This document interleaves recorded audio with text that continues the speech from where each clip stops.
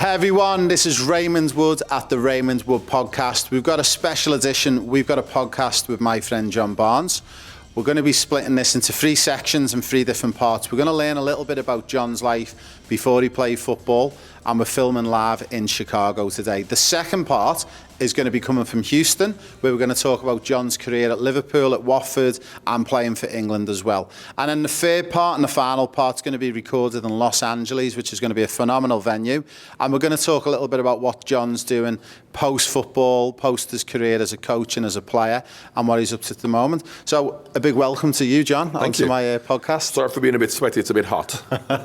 It's been a really warm day today in Chicago. It's been about 30 degrees, and we actually got caught out sweating, running around as well.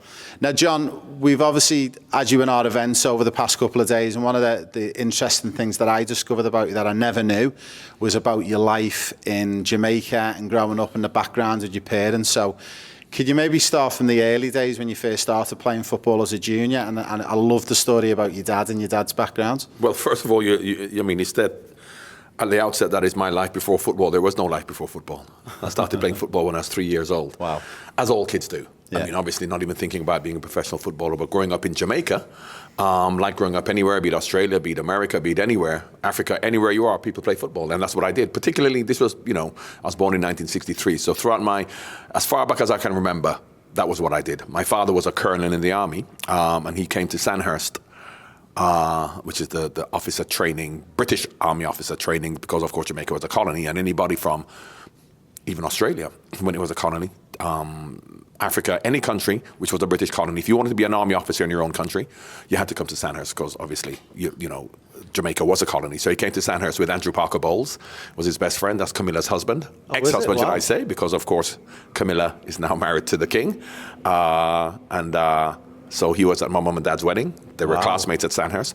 But my father, being a British army officer, of course he's from Trinidad, but grew up in Jamaica as an army officer, discipline was the most important thing.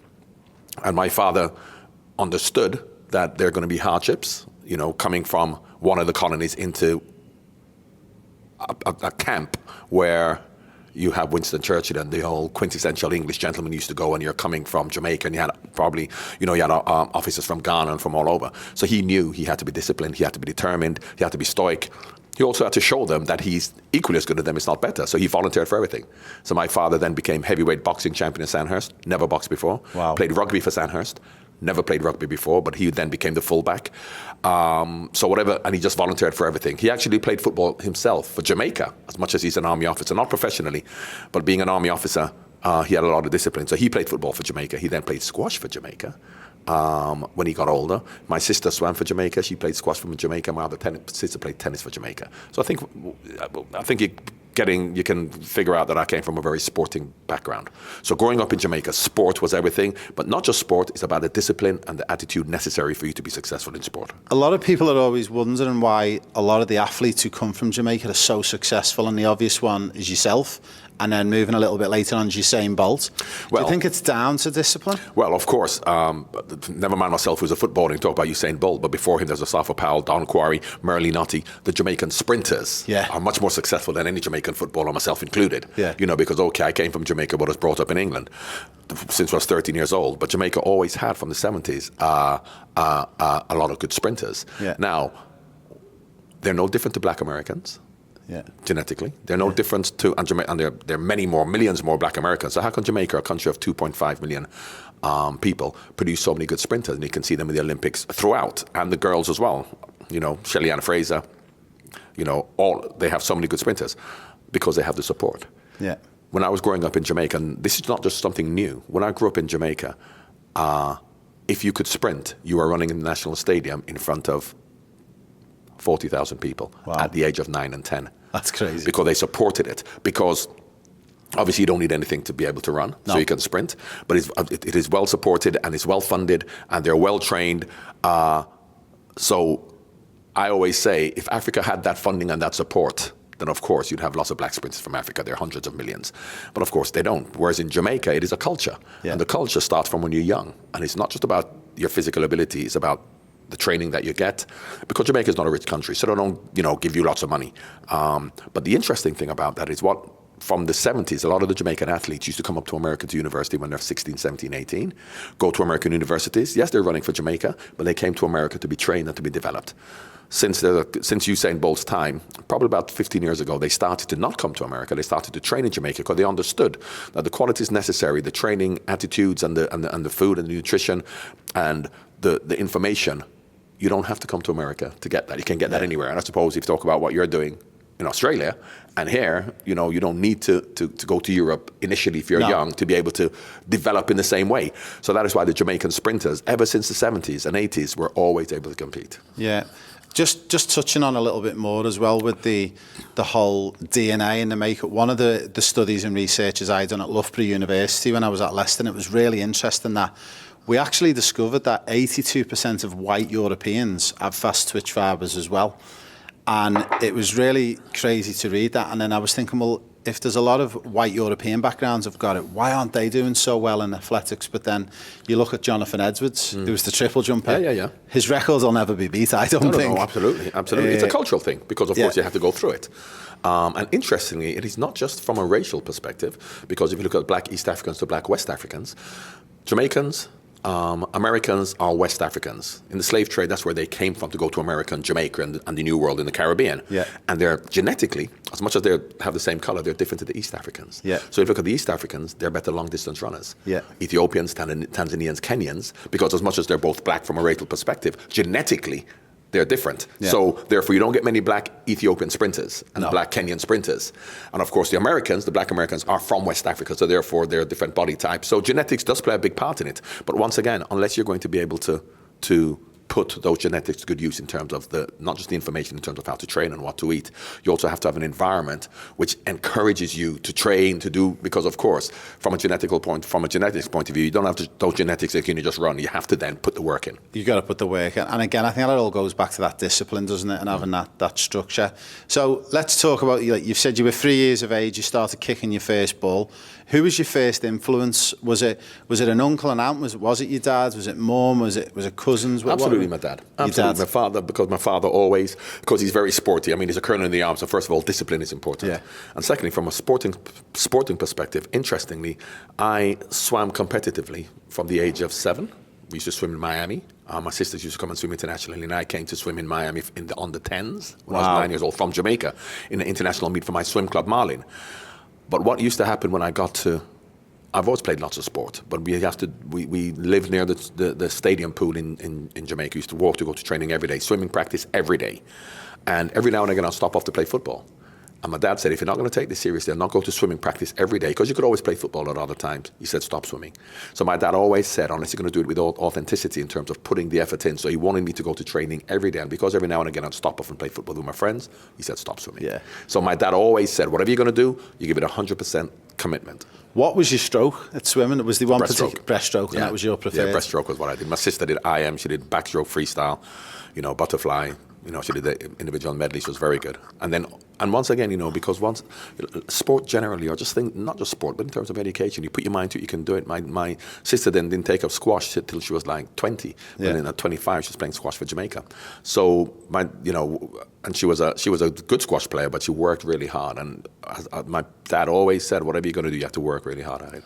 So it sounds like from a young age you were doing a lot of sports. And what age was it when you started to really specialise into football, where you probably got rid of the most of the sports? Was it more in the teenage years? I didn't really get rid of it because, of course, at school, I only went to a rugby school in England. I didn't play football at school. I played for a local football club.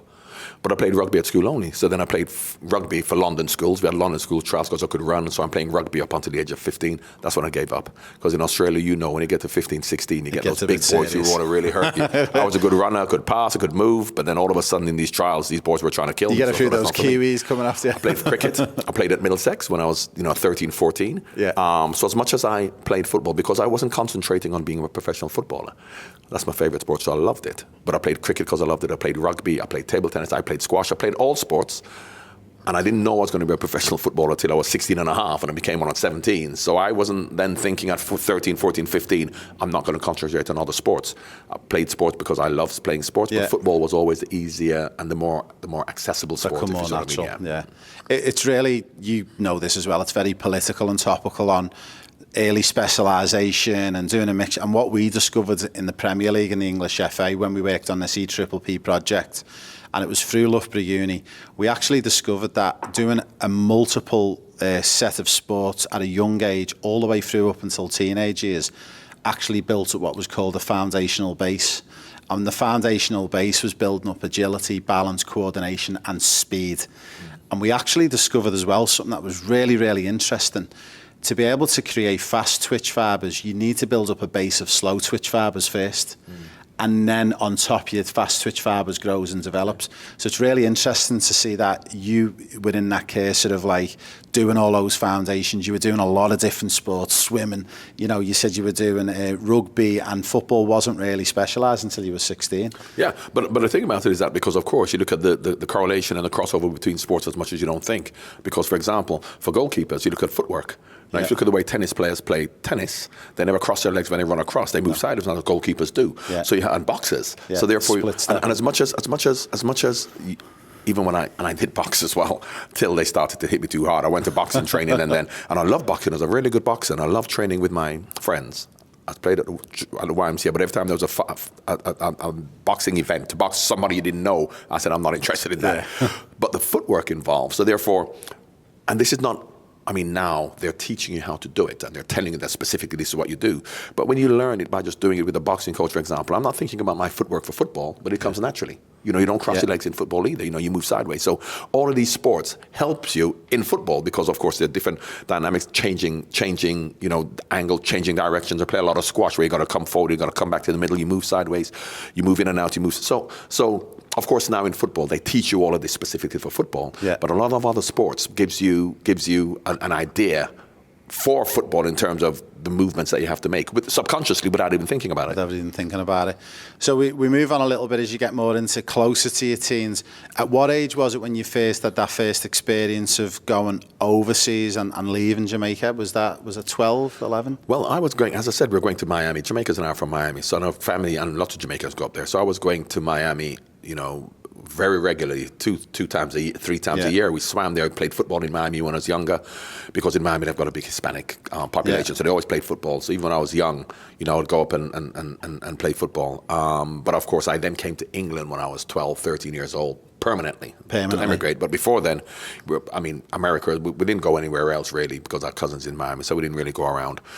So mainly from a swimming perspective, my sister swam in Colombia, they swam all over. So yeah, we were always well-traveled, but mainly just to America. And just to finish on this little mini segment before we go to an ad break, but Miami and the football's getting huge then, you know, I'm probably going to talk about David Beckham. He's doing a great thing as well for the game over in the USA. Do you actually know David fairly well? Have you met him? I don't know if I met him, but I don't know him that well, but I have met him.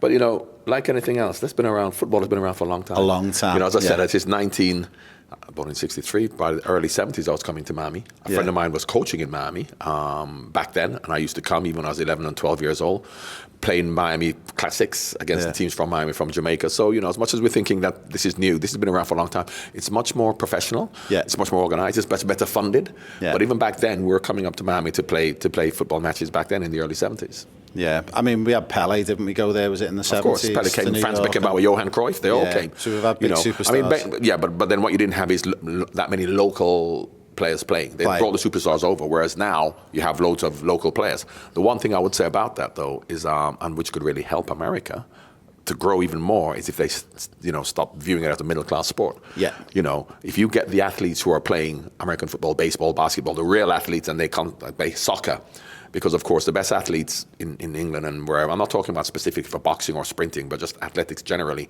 you know, everybody wants to play football, whereas here, football seems to be either a middle-class sport or a sport for immigrants in terms of whether you're Hispanic or you're from, you know, whereas the local American kids, it's only the middle-class college kids who play football. If that changed, you really see America growing. Amazing.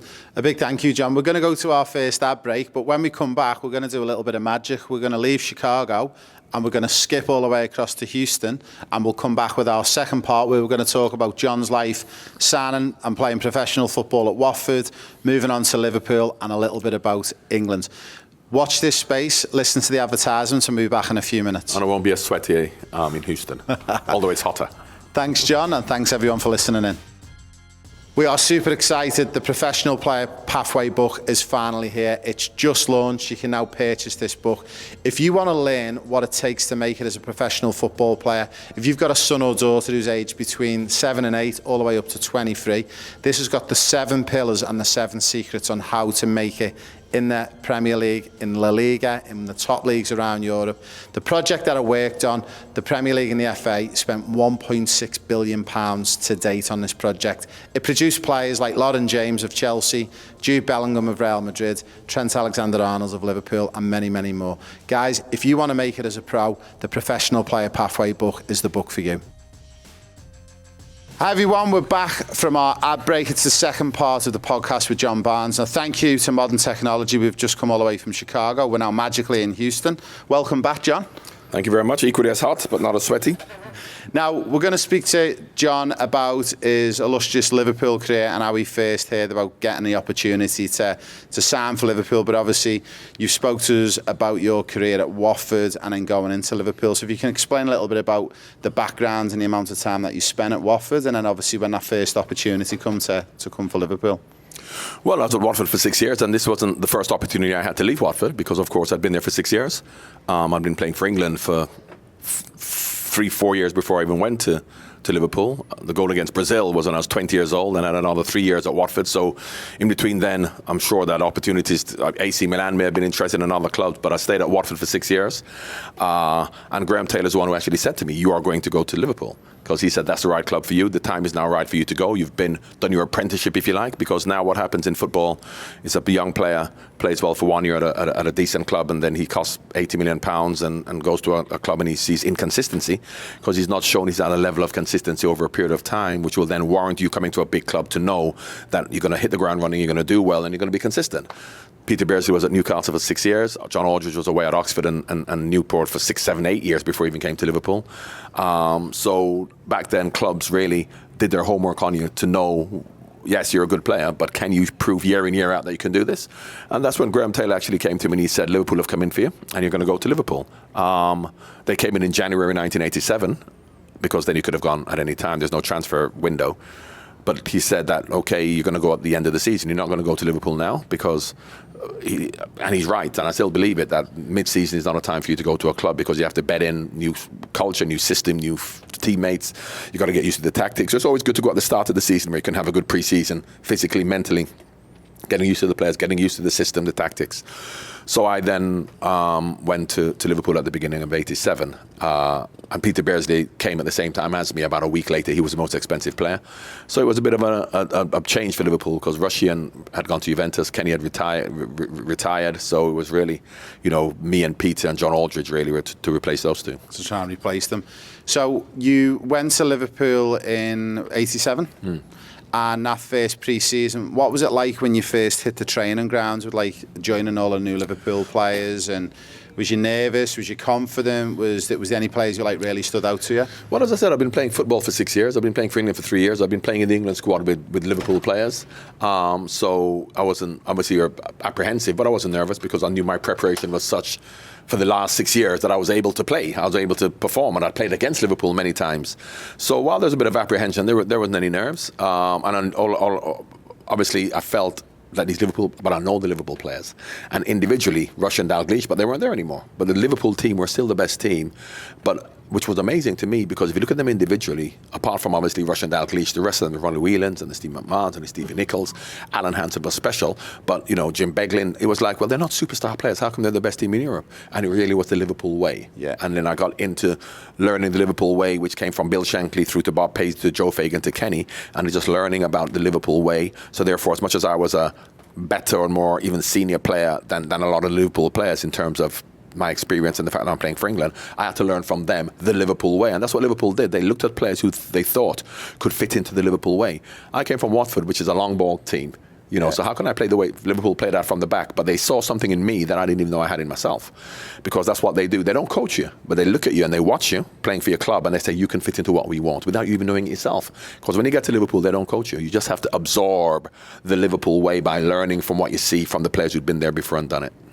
I was born in 79, so around that 87, 88, I was like 9 and 10, and we used to spend a lot of time up at the stadium, down to Melwood, climbing that wall, getting past the barbed wire to watches. And then I remember like 10, 15 years later then becoming a coach myself, but thinking back that what we used to, the glimpses of what we used to see, it didn't look like we were seeing a lot of coaching. It looked like a lot of small-sided stuff going on. That's what it was. 6v6, 7v7, 8v8, depending on how many people turned up. But you learned, because that's what football is. Apart from, when you're shooting and crossing, or when you're defending and stopping crosses, you're playing in a middle third, whereby it's all about 8v8, keeping the ball, getting into certain positions to be able to deliver the final pass. And that's all we did. We did five-a-side, didn't do any coaching. Which is really, that's why I'm glad I didn't go to Liverpool at maybe 17. Because at 17, 16, 17, you have to be coached. Yeah. Whereas Liverpool didn't bring in young players and put them in the team, because they're not going to coach them. They buy players early to mid 20s who had the experience, and they saw that you could fit into what they wanted, so they didn't coach us at all. So it was amazing to me how, coming from a team like Watford, from the first week in pre-season doing what I did, it was like I'd played for them all my life, and it was like I'd never played this type of football before. How am I doing it? But they would have known in me that I could actually do it, and I think that they look at the intelligence in terms of how you play for your club, to use your initiative to work things out yourself, because that was Liverpool's mantra: work it out yourself. I remember growing up, and Dad, he was an armchair supporter. He drove wagons all around the country, delivering to like supermarkets, but he even knew it was the Liverpool way, pass and move, the Liverpool groove. That's like what we grew up with as fans, and it's exactly what you guys were doing, wasn't it? Well, Ronnie Moran, that's what he said: pass and move, don't stand still, rotating in positions, So there are times when, I would go to left back, Stephen Nicol would come over, and then I knew how to play left back until we could get back into position. So rather than passing and standing still, it wasn't just passing and moving, but moving into a different position, and everybody had to do it. So therefore the formation stayed the same, even if the personnel was different. So the rotation, where Peter Beardsley would drop off into midfield, Seaman Mann might run, and Peter Beardsley would become that midfield player. So therefore you always had the shape, and maybe the personnel changes, but the shape to continue the move, either offensively or defensively, when all of a sudden Peter Beardsley is the deepest lying midfield player and he has to defend like Ronnie Whelan. But once again, this is something that you have to have the experience to know. You can't be a 16-year-old kid and understand that. Yeah. So that is why Liverpool didn't really have all of these youngsters coming through. They bought a lot of young players when they were 21, 22, and then they learned the Liverpool way, but they didn't have 16 and 17-year-old players going into the team. It's really interesting, you said before as well about like not being coached. You shouldn't be coached at that top level, you just turn up and do your job. But it was one of the things that I've wrote about in the book, in the professional player pathways, that we discovered at academy level. Coaching's important for youngsters. You've got to coach them skills, technique, tactics. But we discovered with the English FA and the Premier that we're probably over-coaching them too much. And it was really interesting that we went down the route of 2 sessions a week where we weren't able to coach. We just put them on the pitch, 4v4s, 5v5s, 6v6s, and just gave them a basic condition. And I think we've realised, over the past 20 years, that we probably were over-coaching them a little bit too much in England. Yeah, well, you have to do both. Of course, they have to be coached at a young age, but they also have to be able to use their initiative to work certain things out, because everything that, from a coach's perspective, when you go out there, if he's not working what I told you to do and what I told is going to happen as a coach, what you're going to do, you can't look to me and say, well, you said this wasn't going to happen. So Liverpool obviously took it to the nth degree, and maybe the English FA in the old days, were the opposite. But I think the balance is very important, because, as I said, when we played football, for example, and you would know as a coach, you'd have to put on, you'd have to then say to the players 2-touch for them to have 2-touch. At Liverpool, we never did. No. But we still had 2-touch. So I've been at clubs, and even for England, when you're having 80-sides and you're playing, then all of a sudden the coach will go 2-touch, so you have 2 touches because you're forced to. Then he goes right free, and everybody starts to dribble. Yeah. In Liverpool, that was never the case. They still play 2-touch, because that's the way you play until you get into, obviously, each penalty box. So this is something that you actually learn as you get older, and you have to experience and go through. And because it was the Liverpool way, Liverpool never had to say 2-touch, but they would, I remember some new players coming, and then all of a sudden Ronnie Moran would have a go at the players got having more than 2 touches, and they'd say, yeah, but you said it's free. And you're free, but if you know the Liverpool way, free means 2-touch. 2-touch, yeah. Until you don't have to do it anymore. Whereas it's the other way around. Yeah. Players will then take 2-touch when they have to, but when they don't have to, they dribble. Whereas in Liverpool, it was the other way around. We take 2-touch all the time, and when we don't have to, but then when we have to, that's when we dribble. Now, obviously, you had an illustrious career with Liverpool. You won many, many trophies. You were there for 10 years. Is there one final, is there one league title win, is there something that really sticks out in your memories that you think that was the most enjoyable? Well, I think 2 things. The biggest lesson I learned when we won the first league championship in my first year, when we beat QPR 1-0, and I came in and expected a huge celebration, and Ronnie Moran had the winners' medals in a bag. He put them on the table, didn't make a song and dance about it. He just said pre-season training July the 5th. Didn't make a song and dance about it because, of course, we won the league, but What is success? Success is the repetition of success by doing it again. And how do you keep that hunger to do it again? Is when you've done it, forget about it. So obviously, that's easy philosophy to have when you're winning. What about when you're losing? And when we lost to Arsenal, last game of the season, came in, losers medals in a bag, said pre-season training July the 5th. Because had we wallowed in self-pity and despair because we've lost the league in the last minute of the last game of the season, we'd never have raised ourselves to win it like we did the next year. So when you win or when you lose, you give 100% effort, commitment, determination, authenticity in your efforts. And if you win, you win. If you lose, you lose. You know, there are a lot of people who say, well, it doesn't matter if you win. Of course you want to win, but if you give 100% and you lose, there's nothing you can do about that. So I always learned that from the Rudyard Kipling spoke about triumph and disaster, a great poem talking about the way you treat those two imposters. You can't necessarily, you could play in a cup final and hit the post 20 times, play really well and lose, but you've given it all, so you can't do anything about that. So my whole 10-year period at Liverpool, from a league perspective, the good and the bad, is the most important thing for me. But the one moment I'd say is probably the FA Cup after Hillsborough, when we beat Everton, because it was fitting that it was a Merseyside Cup final, Liverpool versus Everton, because Evertonians would have lost loved ones in that as well, because as you know, Liverpool is not a divided city geographically, religiously. Some people support Everton, some Liverpool neighbours, even brothers and sisters. So they would have been hard hit by Hillsborough as well. So it was fitting that it was a Liverpool-Everton Cup final. So those two games, well, the Cup final is probably the singular game. And the biggest lesson I learned was when we won the league for the first time and we lost the league against Arsenal. That's brilliant. Now, obviously, you blessed to work with many coaches, and you were influenced by a lot of them that you worked with, but also, you know, you've mentioned and spoke about you were influenced by coaches who were at the club before you. Was the one coach in particular, or one thing that was said to you in your career that really stood out and that really influenced you? Well, first of all, I think that, you know, when I came to Liverpool, and I've said it all along, I felt I played under Bill Shankly, because what Bill Shankly did, Bob Paisley continued, Joe Fagan continued, Kenny Dalglish continued, so Roy Evans. So it's just a continuation of Bill Shankly. Nothing was new. Nothing changed. I mean, when Graham Souness came, it kind of changed. Then football was changing. Then Houllier came and things changed. But up until that point, Liverpool was just Bill Shankly and what he did. And all the coaches were promoted from within, so therefore that continued. The lessons he learned, running around was probably because he had a hard time explaining it, because his delivery of his explanations weren't great. So you have to understand Ronnie Pugsy. Just to give an example of the lessons that he taught us. For example, Jim Beglin played left back, and he said to Jim, for corners against, as a fullback, you go on the post, defending. So the corner came in and there was a goal, and he said to Jim Beglin, where were you, son? He said, I was on the post. He said, what are you doing there? He said, you told me to go there. And he said to him, yeah, but if I told you to jump in a fire, would you do that? Now, everybody laughs and thinks it's a stupid thing to say, and I suppose if you just take it at face value, it is. But what he's saying to Jim is that I've given an instruction to be on the post. But while you're on the post, if you see danger somewhere and use your initiative to know that that's more dangerous, and you leave the post, although I've told you to be there, they love it when you do that. They love it when you do that, because so many players get away with just being given instructions and just following it to the letter of the law. Meaning if Jim was on the post and he knew 100% that they were going to score, but he's still going to stay on the post, and he stays on the post and they score, and the coach has a go at him, and Jim says, no, but you told me to go on the post, so you can't have a go at me. The Liverpool coaches wouldn't stand for that. They say, you use your initiative. So, you know, these are the lessons that you learn at Liverpool. More than any other club, they allow you to use your initiative, which is why they look at you for the years and they say, have you got that initiative? Do you have that experience to do that? Rather than us having to coach it into you. And there's so many good players who've come to Liverpool, and if you don't learn that Liverpool way, no matter how good you are, you won't make it. Yeah. Now, one of the final ones I want to finish on before we go to our next ad break is, obviously, you know, Shankly instilled a lot into the club. We obviously have gone through a bit of a period before Jurgen Klopp joined us where we weren't so successful again. I feel like Klopp sort of taught us a little bit about how to win again and brought that winning mentality back. Do you think there's a lot of talk, and I see it from a fan's point of view, you see a lot of negative talk about Klopp's gone, it's the end of the world, it's going to be another 5 years before we win a trophy? Or do you think it's not going to be that bad, and do you think Klopp's installed some of the winning culture back into the club, and do you think Arnie will bounce off that?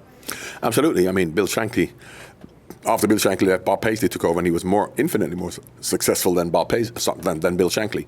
It was easier for Bob because Bill Shankly started it, and it's always easier to start a revolution than to continue it. Yeah. Because starting is always difficult, so I still put him ahead of Bob Paisley in that respect, although Bob Paisley has won more trophies, infinitely more than him. Jurgen started something again, but it's going to be different now, because obviously after Bill Shankly, everything continued the same. Promotion from within. It went to Bob Paisley, to Joe Fagan, to Kenny Dalglish, to the training methods, the staff, everything stayed the same. Things are going to change. Because Jurgen now the way that he had Liverpool in the last 9 years, if he was going to promote from within and is going to be a student of Jurgen and things are going to be the same, the methods, then, it will just continue. Whereas it's the unknown because it's going to be new, because Arne Slot is different to Jurgen. He's going to bring a new system, a new philosophy to the team. We're not going to be playing as heavy metal football, as dynamic as Jurgen. We're going to be more considered. Extra passes in midfield, probably play a bit more on possession, a little bit more quality in our deliveries rather than just getting forward up and down. You could look at the nature of the midfield players; they're more technical, but the quality of the players and more importantly the character of the players is good, which means that you've seen it in the past when Fergie left, when Arsene Wenger left, when Mourinho left Chelsea, that all of a sudden the players then dropped a level because the players responded to those managers, and a new manager coming in, they don't respond to because they know if we lose, the fans are going to not boo us, they're going to boo the players, whereas the Liverpool players are good characters. Yeah. And Jurgen has already started singing Arne's name straight away, so I think that the characters that Liverpool have will be respectful enough to Arne to then go, yes, we love Jurgen, remember him, but whatever you want us to do, we're going to do. So I've seen those signs on pre-season that they will give 100% effort to try and now make it the Arne Slot way.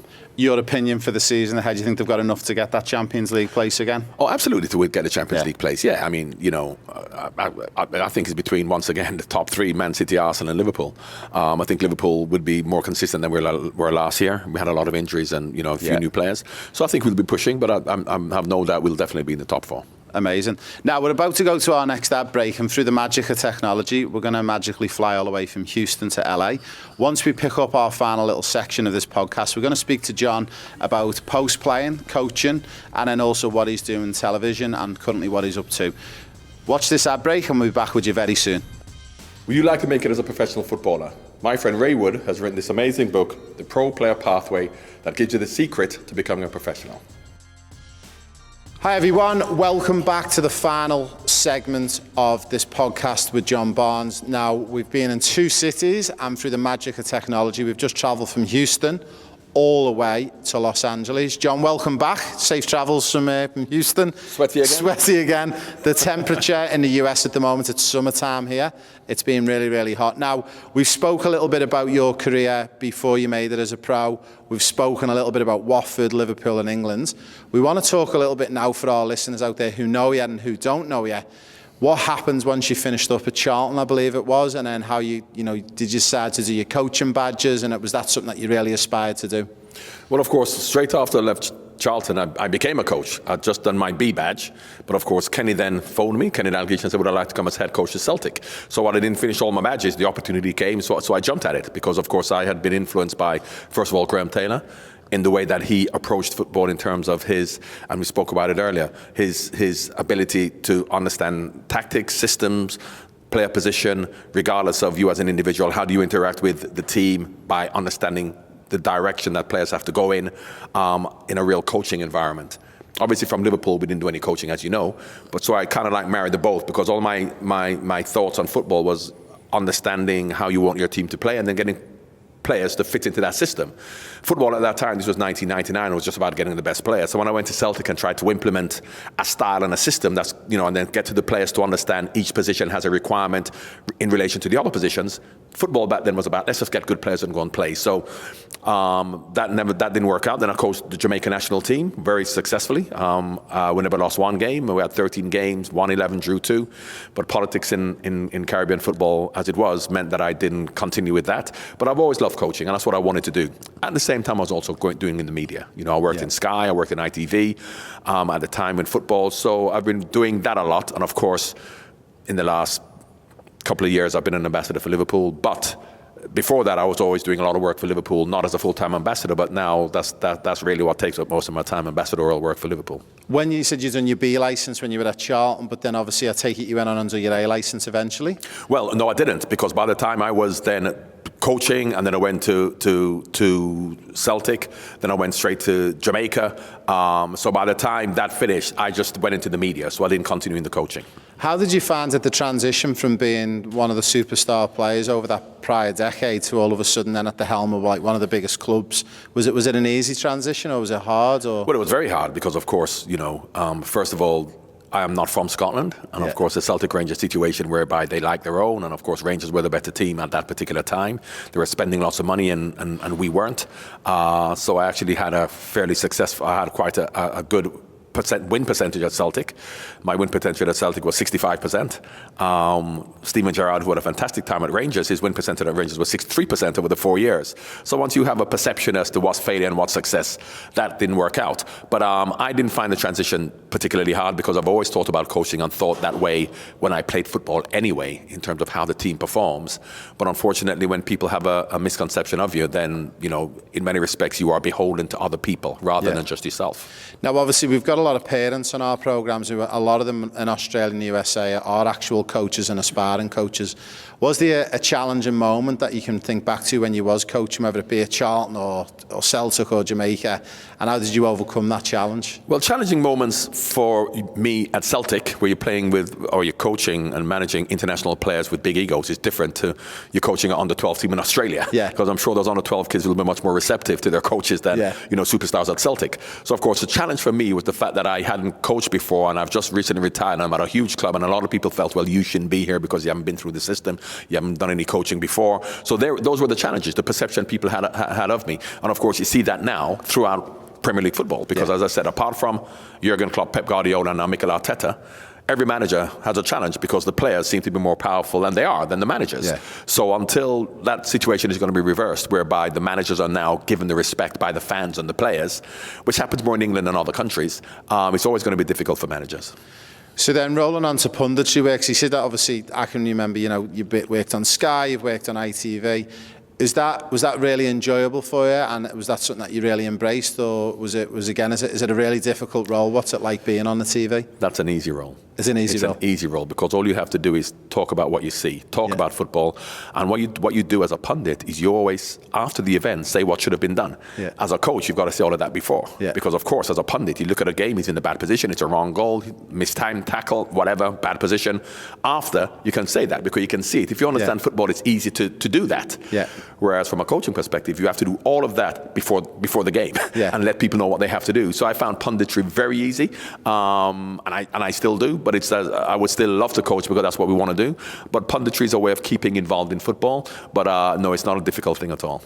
With the punditry, one of the questions I really want to ask you, and this is a personal one for me, are they telling you what you can and can't say? And also, the second end of that question as well, is it really tricky that, you find yourself you can't be too biased to, like, say, Watford or Liverpool because they're your ex-clubs? Or do they tell you can't be too biased towards them? How does that work? No, they don't tell you. You have to be who you are. And I think that if you're constructive in your criticism, as much as I'm an ambassador for Liverpool and Liverpool's my club, I will be honest about it. Yeah. But unfortunately, what happens to a lot of pundits, they get carried away one way or the other. So I would never, ever go and criticize a player for being in a bad position or missing an open goal, because I've been there, I've missed an open goal. Yeah. So, of course, you can then say you should concentrate more, get your head over the ball. But you have pundits going, oh, you should never do that because it's a disgrace, because he's missed an open goal, and that should never happen because you're a professional. So therefore, and unfortunately, they're the pundits who actually make it, the ones who are overly critical. So I think you can be constructive in your criticism if you're honest. Yeah. And as I said, I've missed open goals. I know how easy it is to miss an open goal. So I would never ever go and say you should never miss an open goal. Yeah. And going back to coaching, obviously you just touched on maybe the potential of going into coaching again. And are you doing anything more with your coaching badges or education and learning at the moment, or? Well, I haven't got time. I've got 7 children. I'm walking around, I'm working, I'm doing all kinds. No, so at that moment in time, while I'm still doing what I'm doing, that has to take a back seat. But coaching role potentially could still be on the cards in the future if the right opportunity comes. If an opportunity comes, an opportunity doesn't come by very often. Yeah. And there are many reasons for that, which. If I have an hour in the podcast, I can tell you. But of course, yes. So of course, I'm still on the lookout. But of course, they are few and far between. So we're just talking about obviously going into coaching and that, and obviously you're still very relatively young. There's a lot of coaches, like a Carlo Ancelotti's getting closer to 80 now, and he's still going really, really well. Is that obviously something that you think maybe as your life maybe gets a bit quieter and as the kids get older, it could be something that you really pursue? Well, of course, once again, it depends on the opportunity. But of course, Carlo Ancelotti may be getting older, but he has been in it for the last 30, 40 years. Yeah. It's going to be relatively new for me because I coached in 1999 and then coached Jamaica in 2007, Tranmere in 2009. So it's been 14, 15, 16 years. Yeah. Whereas Carlos continued throughout. So it's difficult for me now at my age. But of course, you can never say never. Now, one of the big things to finish on before we finish the podcast, we always get our players in the room and parents as well to write down the one big scary goal for the next 5 to 10 years. Have you got a big scary goal that you'd like to achieve or do? You know, is it whether it be something to do with your family or something on a personal level with work or business? Is there anything that you've got planned for the future? Well, at my age now, there are no scary goals ahead. The scary goal ahead is just to try and stay healthy. John, a big thank you. It's been amazing. We're so blessed to have you with us on this tour in the USA and Canada. And I know not just Liverpool fans, but football fans around the world are going to cherish this podcast. And a big thank you for me and the guys at Euro Football Star. It's a pleasure. Thanks for having me. Thank you.